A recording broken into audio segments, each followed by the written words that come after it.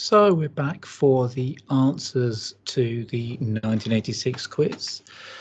Without any further ado, let's see how well you've got on. So the biggest selling single of the year in the UK, it was Thank Goodness, Don't Leave Me This Way by the Communards. After some pretty awful songs in the mix there. It was a year, 86, of these big ballads hanging around for ages, especially in the summer. But yes, the Communards went and took it with their fantastic. It's got to be a candidate for one of the cover versions that's better than the original, isn't it? Anyway, moving on to the biggest selling album of the year. No, it wasn't Brothers in Arms, despite its huge sales. It's probably the one I'd least expect of those four there. It was True Blue by Madonna, one of her huge sellers there. Sandra Kim was 13. That's all she was. But I mean, I was 13 at the time in 86, same age. I remember it very, very well. Probably because I was probably quite excited. I was allowed to get excited by a 13-year-old then when I was 13. Yeah.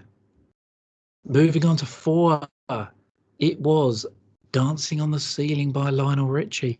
I gather the expense came from them using that idea of a room that kind of turns around with the camera staying still, so it looks like they are moving up into the ceiling when actually it's the room that's moving, not them.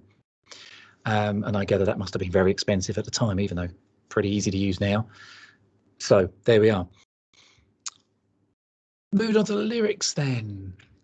You got to remember number 5. It's The Wonderful Camouflage by Stan Ridgway. It's the song Stan Ridgway is known for in the UK.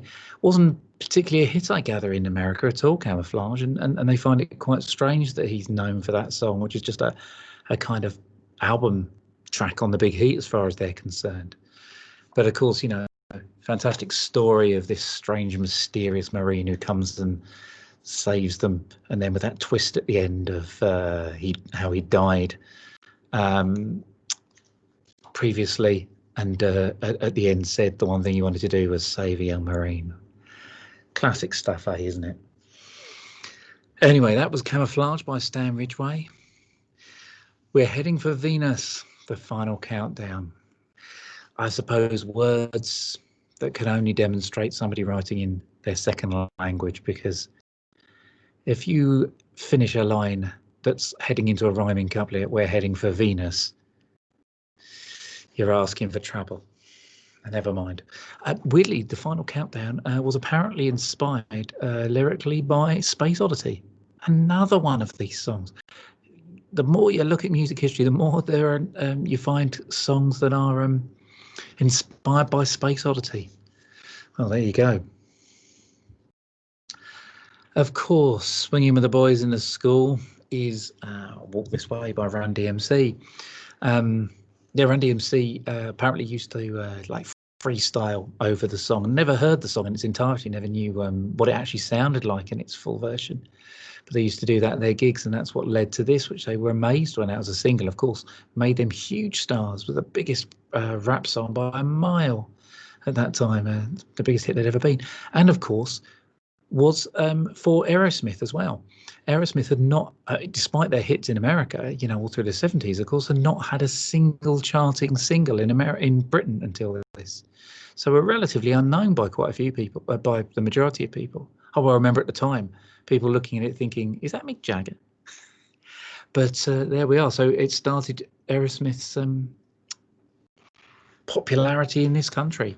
And in fact, it was their biggest hit, Aerosmith's, until 98, when I Don't Want to Miss a Thing went higher. I'll take Walk This Way anytime. Of course, the cops hanging out in the donut shop was Walk Like an Egyptian by the Wonderful Bangles, which was, I suppose, again, their breakthrough pretty much after Manic Monday, wasn't it? Manic Monday pushed them forward, and then Walk Like an Egyptian took them even further. I Want to Be Your Fantasy, Maybe You Could Be Mine, of course, was Kiss by Prince in its wonderful original version before Tom Jones came along and did what he did. Okay, name that album. You must have got number 10. Look, No London and 4 Humber Bridges. London 0, Hull 4.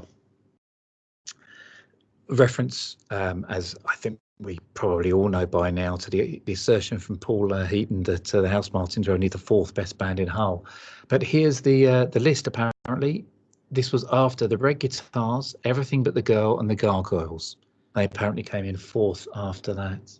At the time, the lyrics express Paul Heaton's very strange combination of Christianity and Marxism. There's a liner note, I think, that says something about take Jesus, take Marx. Not sure Marx would have gone for that mix, but there you go. This, of course, is Raining Blood. There she is raining, and there's somebody in a pool of blood. Yes, okay, all right. Slayer, a Rick Rubin production, just like Walk This Way, which we've just dealt with here, you know. Came number 6 in the Rolling Stones list of the greatest metal albums all time. Maybe worth investigating if you're that way inclined. Look at that, it's Roger Black and he's celebrating. You see, look, it's a black I told you I like that one. You probably don't, but I liked it. It's a black celebration because Roger.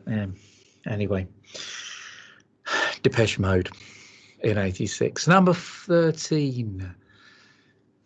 Elvis Costello's Blood and Chocolate. Yeah, 2 albums out. The King of America as well in '86. But there we are. And number 14, that's Robert Kilroy's Silk and David Steele. Yeah, 5 stars. Silk and Steele. They were huge in '86, 5-star, weren't they? Okay, right. So that's naming that album. Takes us on to the TV tie-ins. I'm sure so many of you remember Just Say No comes from Grange Hill. Famously, they were because that campaign, Just Say No, which if you don't remember, this was an anti-drug campaign. It didn't work, by the way, in the slightest. Apparently, just saying no didn't really help. I suppose most people, if they did want to say no, could happily say no. They didn't need to be told by a bunch of fictional school children. But it was the campaign in America as well at the same time with the same slogan run by Nancy Reagan. And so the Grange Hill boys and girls were invited over to the States to meet the president and his wife. There we are. I'm sure that they then watched all the back series and got very familiar with Tucker Jenkins. Hi Ho Silver was from Boone. Remember Boone? Detective. Yeah, Michael Elphick on a motorbike. Courier, but apparently a detective as well. It's very big at the time. Hi Ho Silver from Jim Diamond. Something Out of Nothing was the EastEnders song. One of 3 EastEnders songs. Remember I said there was there were 3. His TV program provided 3 hits this year.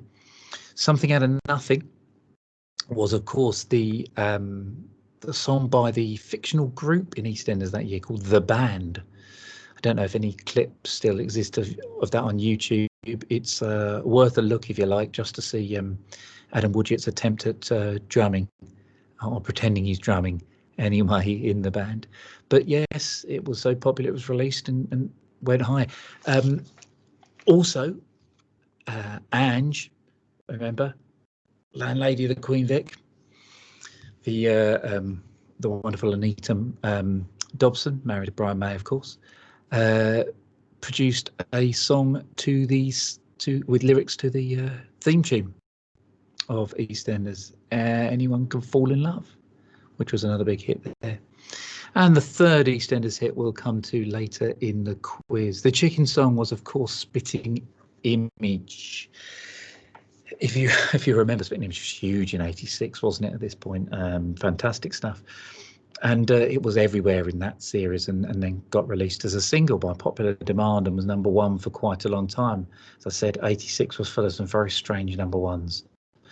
The lyrics to the song, everything, they were written by Rob Grant and Doug Naylor, you know, the Red Dwarf pair. Yeah, they wrote the lyrics. Philip Pope the music. Also, the B-side to Spitting Image, the Chicken song, was I've Never Met a Nice South African, another of the songs from there. And there was a little bit of a suggestion at the time that that was actually what they wanted released. Very controversial song at the time, but of course we're in the middle of apartheid there. I won't go into the lyrics, but they're worth looking up. For I've Never Met a Nice South African. Apologies if you are South African. I'm sure you're very nice. The Pitch Around. Yes, number 19 is the aforementioned Boris Gardner, Who Wants to Wake Up With You, and got to number one for a long time. Number 20 is the wonderful, sadly departed Falco, who of course also had a number one this year with Rock Me Amadeus, the year of the film. Well, I think it was the year after the film Amadeus, actually. But yes, Falco sadly died, I think, in a car crash in Austria. Had a bit of a troubled life after that, but what a song Rock Me Amadeus is. Number 21, of course, is Sue Pollard, famous for a role in Heidi High, and then wanted to show everyone she was a singer. And in this year got her to, I think, number 2. I think it might even have been with We're Starting Together, the theme from the reality, pre-reality TV show on BBC or documentary, The Marriage, which followed the early parts of a marriage of a couple. There we are. 22 is Mel and Kim, bless them. Of course, Mel didn't actually have too long left at this point. This was the beginning for Mel and Kim this year, but yeah, Mel, of course, didn't really make it to 30, I don't think, before dying of cancer very tragically. 23, the Mad Sig Zig Sputnik, hugely hyped at the time, weren't they? Had 3 hits, I believe. Love Missile F-111 was the biggest, got to number 2, I think, again. Number 24, do you remember him? Nick Kamen got to fame as being the man who took off his jeans and put them in the washing machine in the famous Levi's I Heard It Through the Grapevine commercial. Was a model.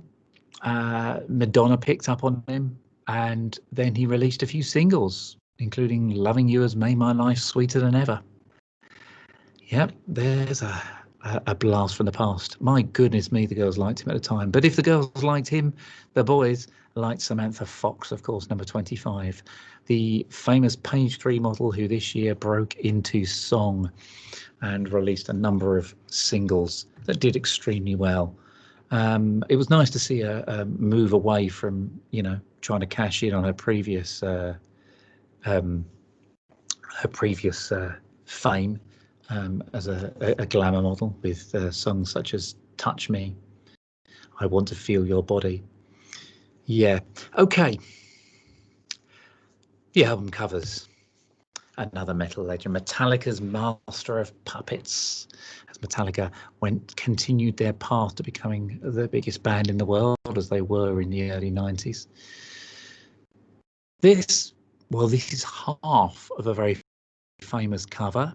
Went over onto the back. It was the Beastie Boys debut, Ill Communication. The other half depicted the rest of the, if you open out the gatefold, depicted the rest of the plane crashing into a mountain in apparently stylized as a stubbed out joint. There we go. Beastie Boys were, it's funny that they became so respected and so heavily thought out when at this point they were known for being, bad boys who turned up and stole people's VW signs. 28 was Genesis' Invisible Touch, still their biggest ever album. The album which they went from any kind of pretensions of prog really into being, stadium pop legends. Really, that's a good album though. I will stand by it. I like Invisible Touch. 29 was Talk Talk's The Colour of Spring, containing Life Thought You Make It. And number 30, Brotherhood, New Order's album of 86, and in its fake metallic cover, although I gather some of the early ones were actually mildly metallic. Okay, name that riff. Did you get my piano playing okay? Well, it started off with You Can Call Me Al from Paul Simon. That's a incessant riff. That terrific video. Remember him and Chevy Chase pretending to be him, and confusing an awful lot of people who didn't know Chevy Chase particularly well, because of course he bore a slight resemblance to Art Garfunkel. But anyway, very humorous, very comical. Apparently the lyrics came from a misunderstanding with the French avant-garde composer Pierre Boulez, or Boulez, as apparently he liked to be called, Pierre Boulez, who met them at a party and got confused and did call Paul Simon Al and his wife Betty all the way through, and that led him into writing a song. Pierre Boulez. If you don't know who Pierre Boulez is, go and look him up, listen to some of his music, and then don't complain to me that I told you to. When the Going Gets Tough, Billy Ocean. Wow, Billy Ocean. Of course, one of the many film tie-ins from this year as well. From the Jewel of the Nile, the follow-up to Romancing the Stone, which had been a huge hit previously. And the video, of course, contains the 3 stars of it: Kathleen Turner, Danny DeVito, Michael Douglas, all performing backing vocals, or pretend to perform backing vocals, before Danny DeVito goes into a massive sax solo, which they couldn't show on Top of the Pops when they showed the video. They had to actually get a bit reshot because of the rules of only having the original artists performing for that was put in place by the Musicians Union. There we are. Number 33, Take My Breath Away, another film tie-in from Berlin, of course. The central song to promote Top Gun, the wonderful Top Gun. Take My Breath Away won an Oscar, Academy Award this year as well, as best song from a film, and was written by Giorgio Moroder. There we are. 34, West End Girls by the Pet Shop Boys. Yes, West End Girls. Obviously the breakthrough hit for Pet Shop Boys, and potentially one of the I would still argue one of their best ever. Apparently, lyrics that were inspired by T.S. Eliot's The Wasteland. Although I don't remember having studied The Wasteland and taught it a few times, I don't really remember anything about the East End Boys and the West End Girls, but never mind. And then finally, number 35 is, of course, Walk of Life by Dire Straits. Big hit. And many people remember it for the video, which wasn't the original video. The video with all the American sports outtakes of supposedly funny things happening in them. Okay, we're moving on to covers now. Suspicious Minds was, of course, covered by the Fine Young Cannibals. It was covered because Roland Gift had a dream.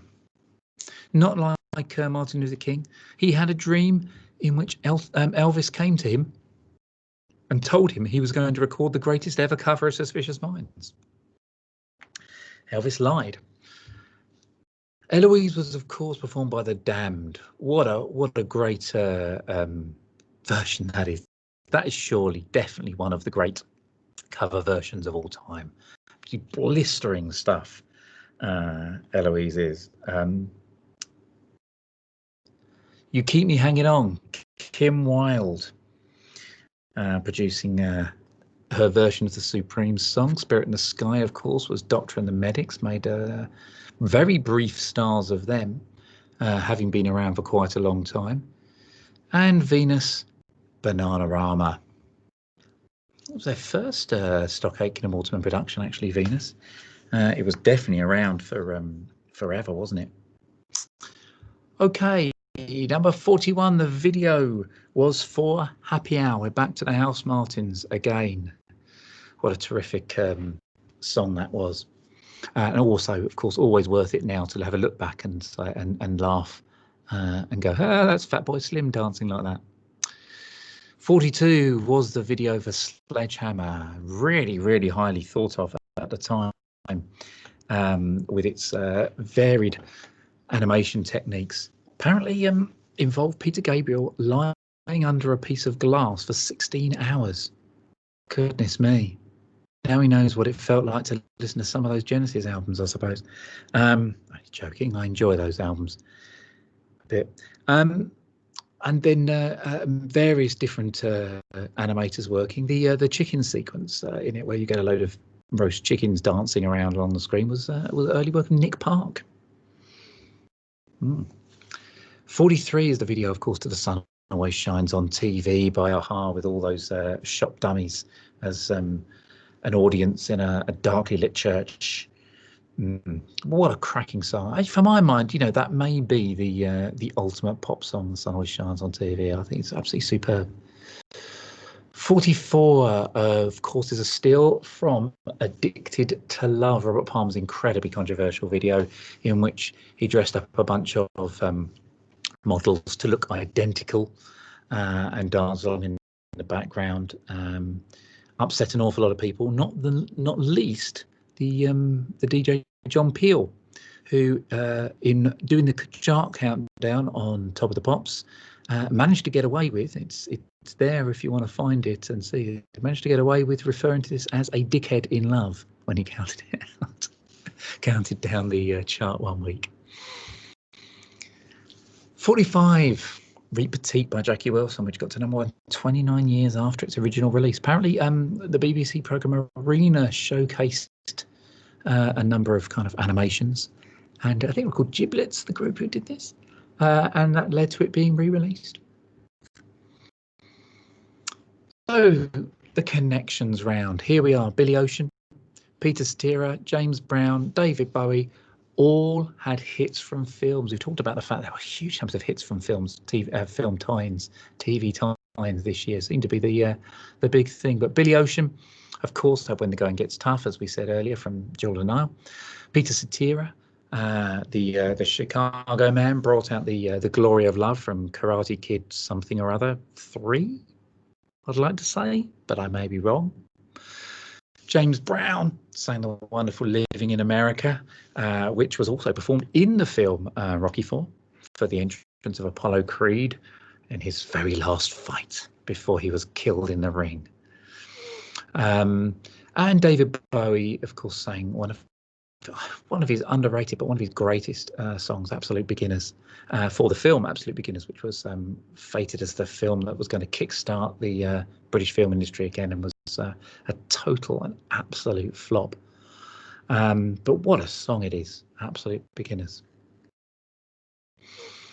The connections here, right, this is to do with re-releases, for re-recordings in most cases. Lulu had a big hit with a new version of Shout. Didn't sound very different, I have to say, recorded for 86. Duane Eddy teamed up with The Art of Noise for another version of Peter Gunn. The Real Thing re-released again a modern version of You to Me Are Everything, which again didn't sound very different from the original. And Cliff, of course, ended up with another one of those strange number ones with The Young Ones singing Living Doll. Apparently, he had reservations about it because he'd watched the series and found it pathetic. So there we are. But supposedly enjoyed the experience of recording with them. The TV show that debuted on the 11th of April on Channel 4 was The Chart Show. God, many people will have happy memories of The Chart Show. The first real pop music show in my time, because I wouldn't count the Old Grey Whistle Test as a pop show. The first one really that came along and actually lasted. We had the Roxy soon after this on ITV, if you remember, only lasted a couple of years. But yeah, The Chart Show with its video-led production, which meant it must have been quite cheap. It needed nothing except for to pay the rights of the people whose videos they were showing. But was very successful. Ended up on ITV on a Saturday morning for many years, but began on a Friday night on Channel 4. I remember watching it very, very much. And was very much noted for its rotation of the different charts, the indie chart, the rock chart and the dance chart. And for an indie boy like myself, it really introduced me to the wonders of indie music. So there we are. Number 49, yes, it was the Smiths who played their last ever gig on the 12th of December. Yes, the Strange Ways was still to come out in 87, but yes, it was their last ever performance. Now, what about this big hit of 86? The second big single of the year, composers being an Ivor Novello Award, 3 weeks at #1. We're back to EastEnders.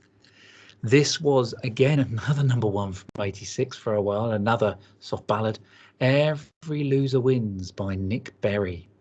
Sent Nick Berry off into the stratosphere for a while, didn't it? He left EastEnders not that long afterwards. I can't remember how long afterwards.